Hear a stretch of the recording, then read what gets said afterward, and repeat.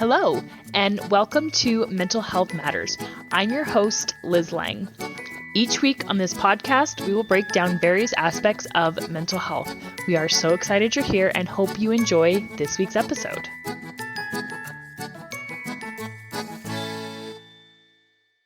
Hey guys, Liz Lang here with Jeremiah and Selina Woodruff from Core Connection. And this week we are going to get into busted, how to handle it when your child lies. And this is actually a pretty developmentally normal thing for kids to do. Kids lie. But it kind of freaks parents out because you're like, I didn't teach them to lie. We're going to get into all of that. But first, Selina has this week's parenting moment. All right, so it's Teacher Appreciation Week this week. Shout out to teachers. I appreciate them so much. I homeschooled for 5 years, so that increased my appreciation for teachers dramatically. I do appreciate teachers and what they do, and my kids have had some really good teachers. So I love celebrating teacher appreciation, and I feel like it needs to come from my kids. So I encourage them to come up with ideas and things that they can do and make to tell their teacher thank you. And so our daughter, who is in second grade, she came up with her own card for her teacher, and you can't visually see it, but just know it's a really cute paper that she wrote, and she taped onto it some pencils and a pencil sharpener. And on it, it says, "Teachers are not perfect. That's why pencils have erasers." What a backhanded compliment. Right? Okay. Right? Like, okay, that's nice. But as our 10-year-old son said to her, well, I guess if you want to be rude, you can give that to her. And she didn't understand what he was trying to say. And so it took me the afternoon to decide, because I was having a really hard time. I think this is a good parenting moment because I don't want to control what she's doing, and I want it to come from her. And I told her it needed to come from her, but then I'm like, maybe this needs some guidance on it. I'm not sure.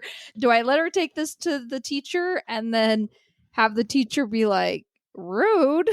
Right? Or like, I didn't know how the teacher would respond to her in that situation, because, teachers have the right to react how they want with that also. And so I didn't want to hurt her feelings. I can't control how she feels, but I didn't want it to come across as being mean to her in any way. So I really debated what to do. And so I was like, hey, let's talk about this. Like, what does this mean? Like, I was just asking her questions like that. And then she was like, oh, that's what our son was trying to say. That's what he was trying to say. Like, so she started to understand it. I was like, do you want to change it? Do you want to look for something different? Or do you want to send this to her? And so we looked up sayings you could say with pencils for teachers. And she found a different saying that she liked better, like that went along with pencils. And she picked, "You're the right, WRITE teacher for me." And she felt a lot better about that and liked that one. So it's tricky though, as a parent, because do you want to step in? Do you want to let it be them? But I don't know. I might have failed because my sister is a elementary school teacher, and I sent it to her. I said, do I let her take this to school? And she said, absolutely. The teacher will love it. And I'm like, still not sure about that. But my sister did point out that in their classroom, she says that we all make mistakes. That's why there's erasers on pencils. So I'm thinking maybe that's where she came up with this saying of teachers are not perfect. I would definitely save that because I don't know, like I would think that is hilarious. Like 10 years from now, if you still know this teacher, be like, you have to know what your student wanted to send you 10 years ago, because then it's funny 10 years from now. But I mean, so, but I totally see where you're coming from. What I love most about it is that you probe deeper rather than just saying, no, don't do that, it's rude. You tried to dig deeper and find out what it meant, and you helped her draw the conclusion. So I mean, I get what you're saying, but I mean I think overall, me personally, I would have done the same thing. Maybe I'll send the picture to our teacher and say, this is what you were going to get. You totally should. Yeah. We have a good relationship with the teacher. So we could get away with that. Yeah, maybe that would be really cute. And kids are innocent. They say things. So my 5-year-old, he loves telling everybody, like everybody he meets will know I'm pregnant. And he goes, yeah, and soon she's going to have a fat tummy. So kids, they just say, they say the best things, and they're so innocent. And for him, like, he knows my belly's going to be huge because it's going to have a baby. And so, you know, Yep. They really don't mean anything rude. So I really think intent matters with kids. You have to look at a kid's intent. For sure. Okay. So on to lying. Now, oftentimes when kids lie to us, we're going to feel our own emotions about it if we catch our kids lying. And we don't ever want to pretend away our feelings, right? It's important to acknowledge your feelings, but you can always control how you react, what you do with those feelings. So let's start with talking about the developmental reasons for lying. And oftentimes, I think it's mostly just avoiding punishment. They know they've done something wrong and they don't want to get in trouble. So you guys have 7 kids. Tell me your thoughts and your perspective on kids and lying.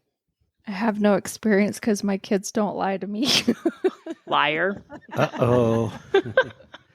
No, I think you're right in saying that one of those reasons would be avoiding punishment. I can think back even when I was a teenager and wanting to be able to do things and not being controlled, and how lying seemed maybe as an easier option to be able to get those things that I wanted. But sometimes I think kids get in situations and they don't know how to handle things. They haven't had that experience. The peer pressure, trying to say the right thing or do the right thing. And so sometimes maybe it's not even intentional or misbehaving, but maybe a lack of experience in life and how to handle certain social situations. Yeah, I definitely, avoiding the punishment's a big piece of it. But so much of it comes from a lack of understanding. They're just figuring things out. But it is hurtful. It's hard for parents when their children lie, especially if one of your strongest values is integrity as a human being. We all have different value sets, right? Some of us have integrity as one of our top value sets. And so we don't want our children to lie, and maybe we're embarrassed by it or hurt or frustrated. But I think you're right. And it's just part of that developmental stage of life for children, especially teens. They're trying to be independent, and sometimes they might lie just to avoid having a conversation with you so they can independently take care of whatever is going on with them in their lives. Yeah, I certainly can remember a time when I did that with my mom, and with my own parents. They would ask me about something that was going on, and I didn't want to talk to them about it. I didn't want to open up to them. And so I just shut them out and told them nothing was going on when there really was something going on. And I think another thing that kids sometimes do, is particularly young kids, is sometimes they will answer without thinking. Like, so if you ask them, hey, did you do this? Sometimes they will just automatically give you the answer that they think you want. They don't even think about it. So like, for example, hey, did you brush your teeth? Yes.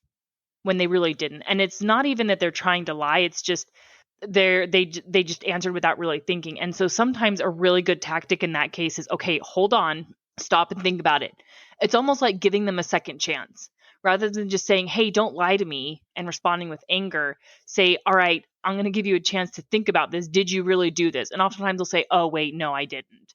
And that's also a very developmentally normal. So let's talk about how parents often handle lying and why some of the tactics are ineffective, right? So like, for example, yelling, grounding, or shaming. Why doesn't that work for parents?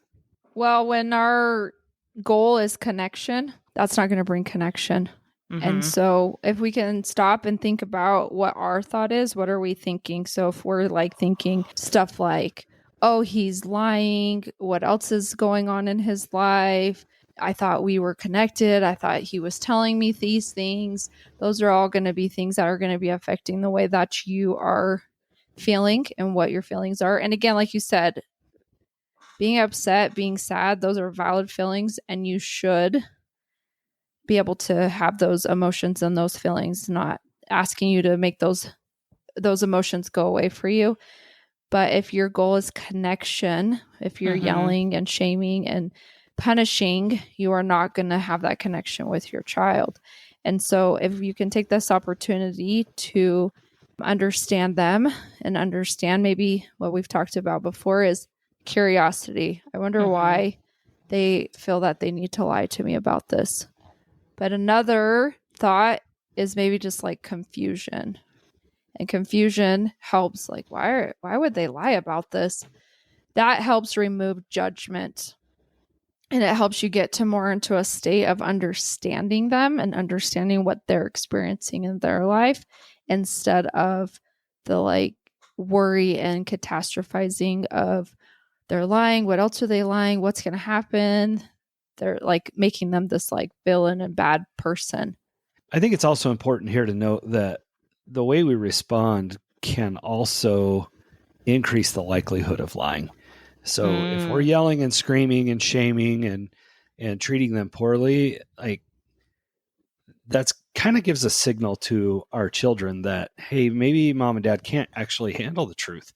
They're not going to trust that you can handle the difficult conversations that they may need to have. And so they may lie to avoid the conflict that, like we've talked about.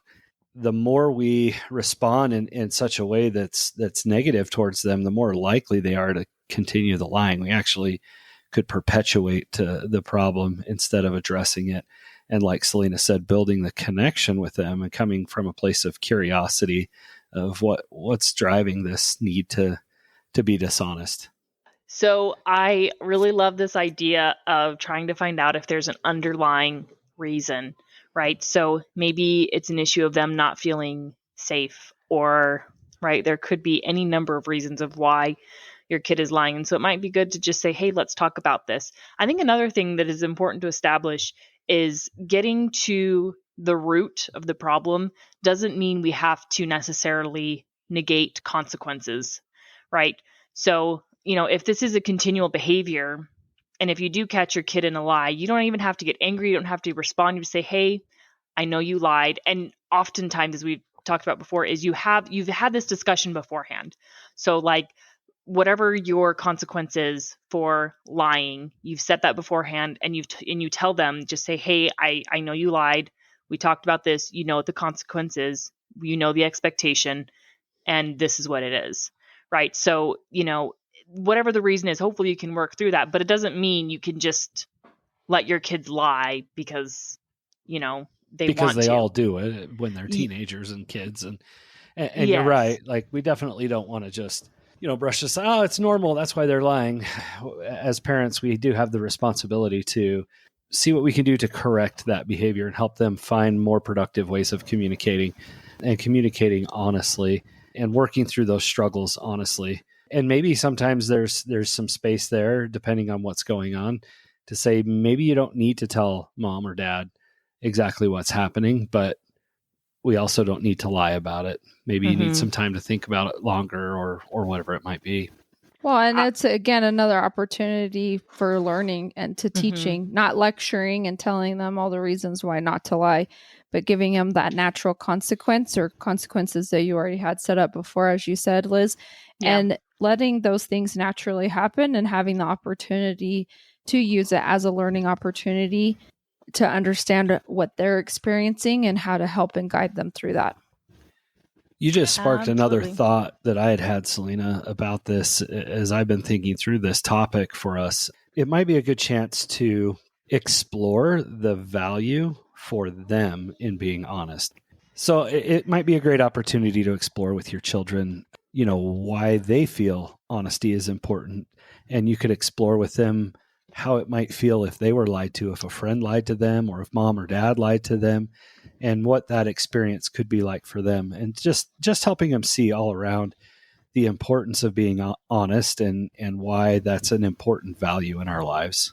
One thing I've tried to explain to my kids is, when you lie to me about this, how do I know I can trust you about other more important things? And so I think trust is like the important component, is I want to be able to trust you to be able to do things, to have freedoms, to have these responsibilities.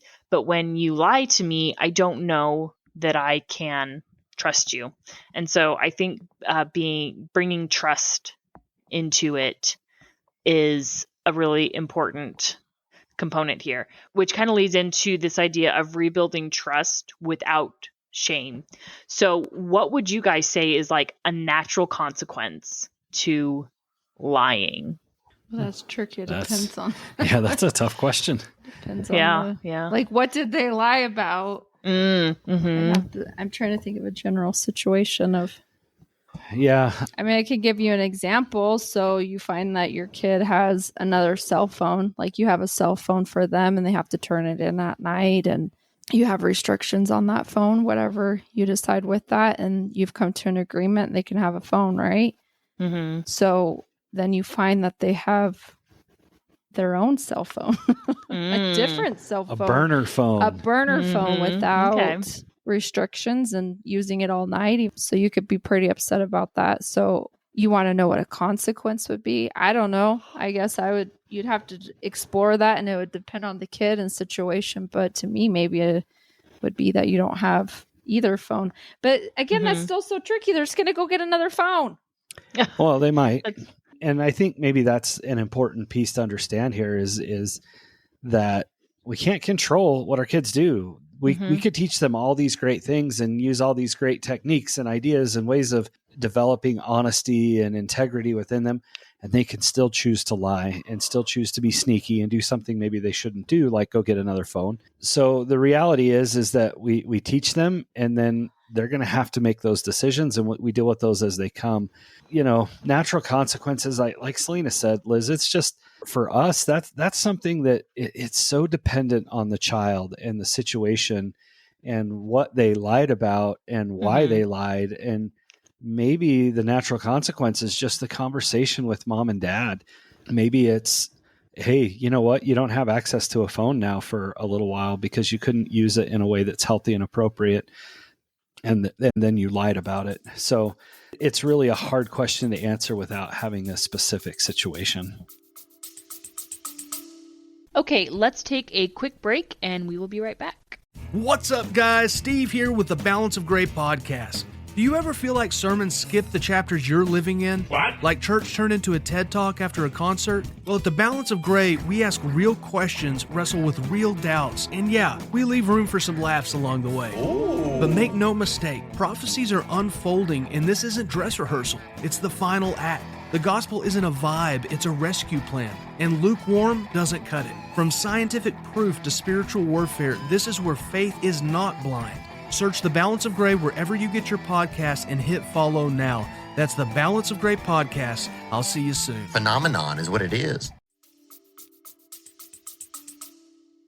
Well, and I reacted and said that, but I think maybe then the question maybe needs to be turned to, what are we teaching them? It's not really directed at what is the consequence, because when we're focusing on what's the consequence, that's actually more of the what is the punishment to get them to do what I want them to do. So if we reframe that question, I think it'd be being more focused on, okay, what can we learn from this? So does there need to be like take away a cell phone? I don't know. It could be something more like, hey, let's have a conversation. Help me understand. I mean, I can tell you exactly why your kid is having another cell phone. Because they don't want to deal with talking to you about it and doing the things that they want. And that way they can have what they want, and you can actually be happy and feel good about what's going on too. Because you don't know. You don't know, and you're fine. So you want to say your kid's this horrible villain and lying to you, but your kid actually is being considerate and thinking of you and does have compassion and is thinking of others and wanting to make sure that you're okay and give you what you want to. So maybe reframing the question to more of like, what can we learn from this situation, and not what is the consequence? Because to me, that is like trying to make a punishment and make them pay for what they have done. And that's just such a natural response from us as parents, right? And we're really good at punishments and making sure that they pay the price for the naughty thing that they've done. And I love Selina's approach on that. And that's probably why we have such a hard time coming up with the consequences. We don't feel like parenting should necessarily be done that way. Certainly not being permissive, but also, how do we learn from this? How do we develop them? What kind of people are we raising? What kind of things are we teaching our child? Because if you say, "Oh, you're grounded for a month because you lied to me," like, does that really do anything? I don't think so.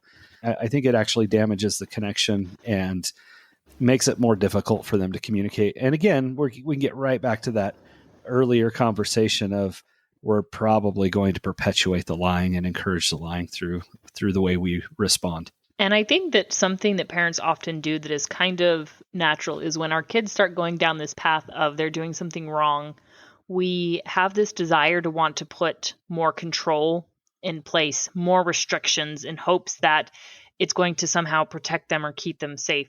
But the reality is they're going to just look at it and look at you as you're controlling me. And I think that might even backfire a little bit because eventually they are going to have their freedoms. They're eventually going to move out of your house, whether you like it or not. And then they are going to be able to do what they want. And they may take that freedom and say, "Oh, I can do anything I want." And it may not be a good thing. So it can be really tricky, but I really appreciate, Jeremiah, what you said about we can't control what our kids do. All we can do is just guide them and support them. And I'm not just saying, again, that means you be permissive and you just say, "Fine, have the cell phone, stay up all night, whatever, I don't care." You can still set boundaries and, set appropriate guidelines. But I mean, just keep in mind that if your kid really wants to do something, they're going to find a way. And it's almost better to have open communication about it and to have that, like you guys have talked about, have that connection so that you can talk about it and have an open conversation about it. Yeah. And if any of our listeners would like to talk through a specific situation, feel free to reach out. We could address that and kind of walk you through that. The connection and the communication is such a big key, especially when we get to that teenage stage of life and the challenges that come there. They're experiencing a lot. And like we said earlier, lying is often a symptom. It's not the core issue. And so if your children are lying to you, maybe we need to look a little bit deeper at what's actually happening and what's driving that need to lie. If it's a consistent ongoing problem, they're going to lie to you on occasion. It's going to happen. If you don't think that they're going to lie to you, well, you're probably wrong. I would put money on it. So that's just the nature of children and life and learning and growth. So here's a really good example. A student maybe tries to hide a bad grade due to fear of disappointing their parents, right? So again, if you come at this from my kid's a bad person because they're lying, and you change the narrative to they don't want to hurt me, they don't want me to be disappointed in them, it's a completely different conversation, right? And it completely changes your feelings on it. Absolutely. The way that conversation is more coming to them, trying to understand, like, tell me what it's like to be 15-year-old girl struggling to pass this math class. What are you experiencing? Coming to them with that perspective, as you said, and trying to understand what they're experiencing and why they're doing the things that they're doing. And so also coming to them with, like, what would you do if you were a parent in this situation, and asking them, and that's more getting to the connection and understanding them and letting them have a say and feel like they have some control and say as to what is happening. That's a really good point, because I think a main reason why kids lie is I think often it comes down to control. And there's so much about kids' lives that they feel like isn't in their control. And for good reason. I mean, kids would happily get 6 hours of sleep and eat ice cream and junk food all day long, right?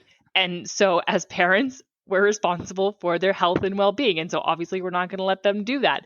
But it does create this feeling of, or I have too many boundaries. I don't have any freedoms. I don't get to choose anything I want to do.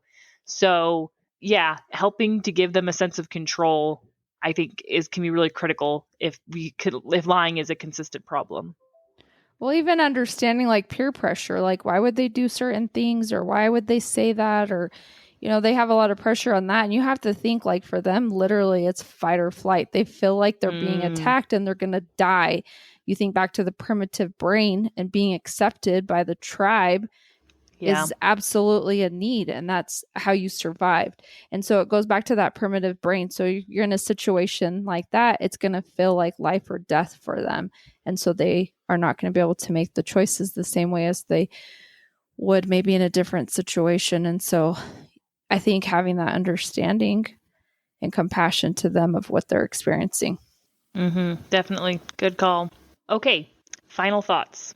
My final thought would be is to look at your thoughts and what are you making this mean about you?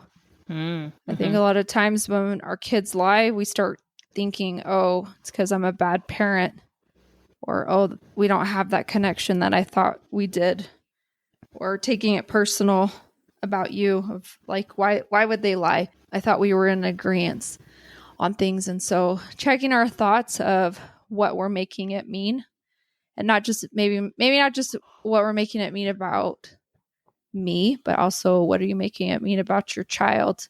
So I give you permission to have the thought and belief that it's really not a big deal.